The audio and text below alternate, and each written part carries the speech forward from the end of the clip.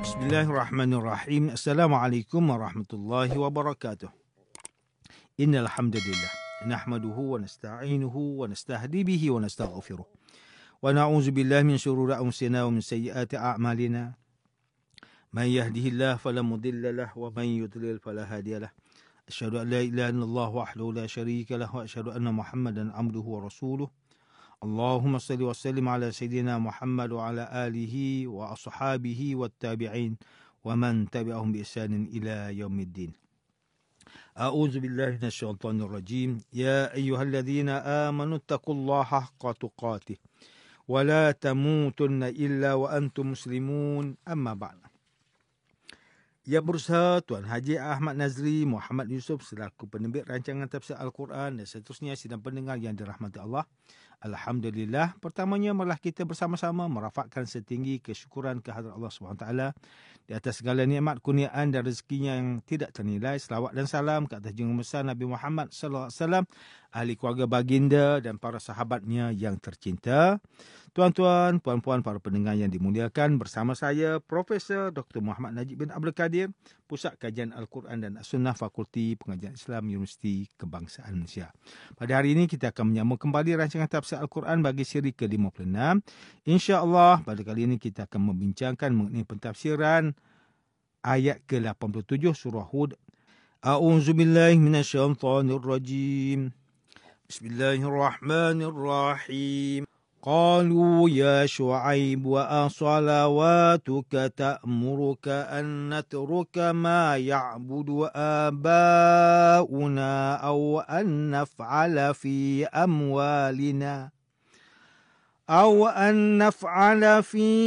أموالنا ما نشاء Innaka la antal halimur rasyid. Mereka berkata, wahai Syuaib, adakah sembahyangmu yang banyak itu menyuruhmu perintahkan kami supaya meninggalkan apa yang disembah oleh datuk nenek kami? Atau supaya kami lakukannya apa yang kami suka melakukannya dalam menguruskan harta kami? Sesungguhnya engkau, wahai Syuaib, adalah orang yang penyabar, lagi bijak berakal.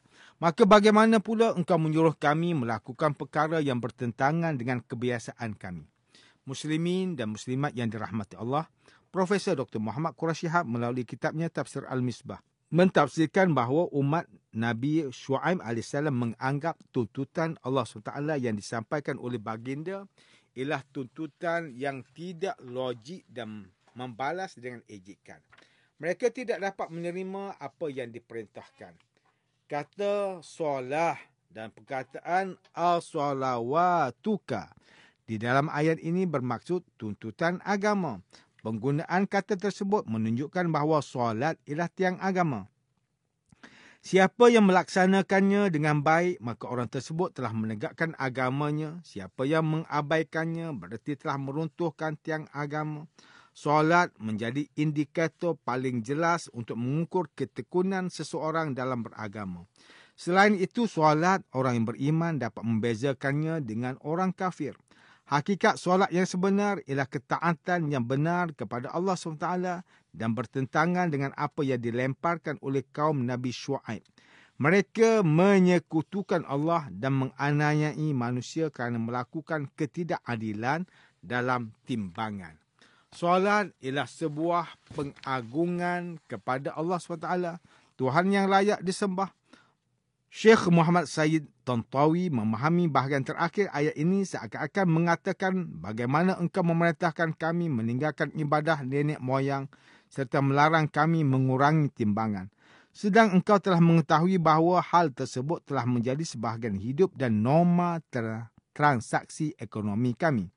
Engkau, yakni Nabi Syuaib, melarang kami padahal kami menganggap engkau seorang penyantun yang berfikiran jauh dan menganggap engkau sebagai pembimbing yang selalu menunjukkan jalan kebaikan. Namun hakikatnya engkau adalah sebaliknya dari kedua sifat itu. Engkau dikenali dengan sifat penyantun dan pembimbing, tetapi apa yang engkau perintahkan itu tidak seiring dengan sifat itu. Sidang pendengar yang dimuliakan, Ustaz Salahuddin Abdullah dan Ustaz Omar Khalid melalui kitabnya Tafsir Mubin.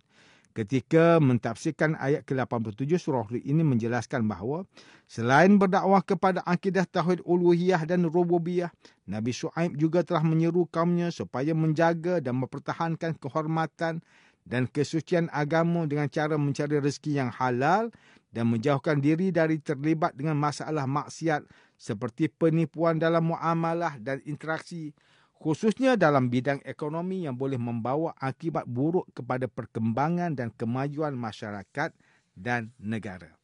Mereka berkata secara mengejek, "Wahai Syuaib, adakah solatmu menyuruhmu memerintahkan kami supaya meninggalkan apa yang disembah oleh datuk nenek kami? Atau supaya kami tinggalkan apa yang kami suka lakukan dalam mengurus harta kami? Sesungguhnya engkau adalah orang yang penyabar lagi bijak berakal."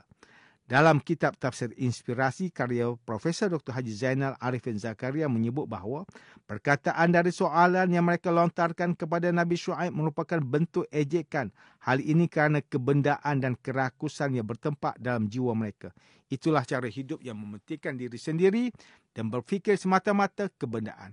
Sidang pendengar yang dimuliakan, Profesor Haji Abdul Malik bin Abdul Karim dalam kitab Tafsir Al-Azhar menafsirkan ayat ke-87 surah Hud ini dengan menyatakan bahawa pertanyaan yang dilontarkan oleh kaum Nabi Syuaib itu adalah pertanyaan yang penuh dengan perasaan cemuh dan kebencian. Mereka melihat Nabi Syuaib mengerjakan solat dengan cara tersendiri dan menyembah Allah yang Maha Esa dengan cara yang berbeza dengan pemuja, berhala dan benda lain.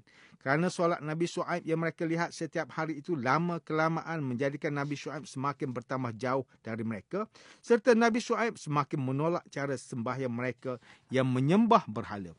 Oleh kerana itulah kaum ini bertanya, apakah lantaran solat Nabi Syuaib itu telah menyebabkan Nabi Syuaib berani menyuruh mereka meninggalkan perbuatan ibadah mereka selama ini? Erti yang lebih mudah difahami kaum itu berkata, adakah kerana engkau, wahai Syuaib, terlalu taat sembahyang menurut caramu itu, selain dari engkau berani menyuruh kami meninggalkan ibadat ajaran nenek moyang kami, engkau pun telah berani mencampuri urusan peribadi kami, padahal kami merdeka dan bebas berbuat apa yang hendak kami lakukan terhadap harta benda kami sendiri.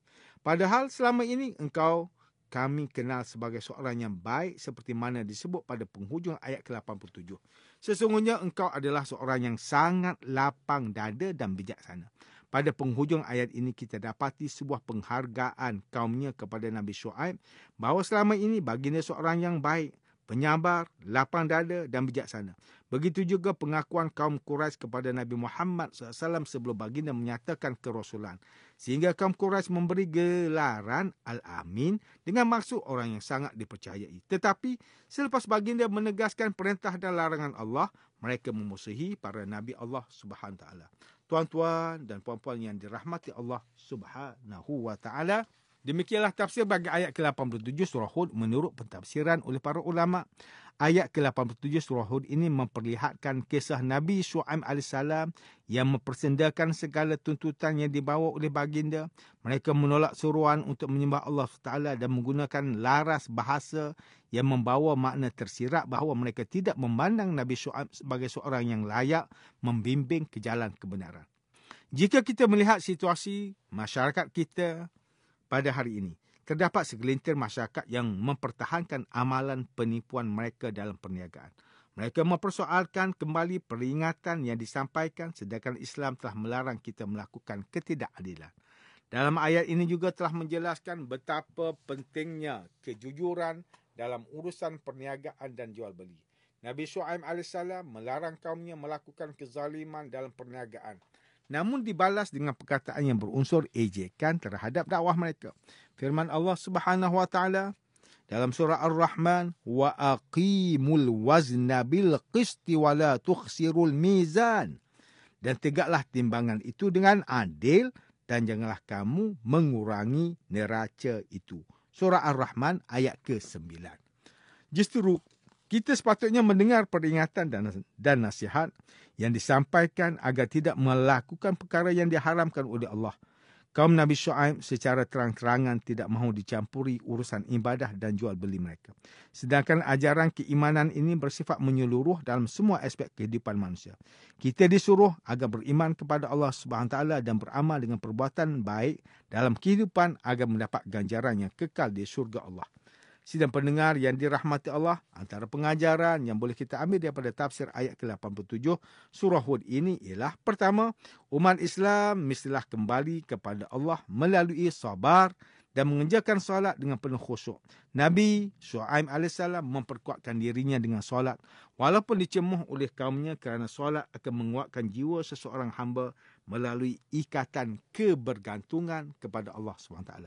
Kedua, umat Islam mestilah berusaha melaksanakan perniagaan yang bertepatan dengan garis panduan syariat serta hukum undang-undang yang adil menurut didikan Islam. Hal ini kerana amat besar kelebihan terhadap orang yang memelihara sifat amanah dalam perniagaan.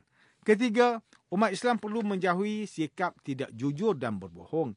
Amaran yang keras dalam hal ini boleh dilihat melalui hadis yang diriwayatkan oleh Abu Hurairah radhiyallahu anhu bahawa Nabi sallallahu alaihi wasallam bersabda, "Man hamala alaina silaha falaysa minna wa man ghasyana falaysa minna." Siapa yang mengangkat senjata ke atas kami, bukanlah daripada golongan kami. Dan siapa yang menipu kami, bukan daripada golongan kami. Hadis riwayat Muslim, hadis sahih.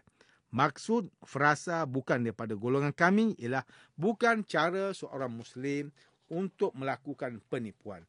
Justru umat Islam yang membaca ayat Al-Quran surah Hud ini sewajarnya menjauhi sikap kaum Nabi Shu'aib yang melakukan penipuan dalam jual beli. Tuan-tuan, puan-puan, para pendengar yang dimuliakan, sekian sahaja rancangan tafsir Al-Quran pada hari ini.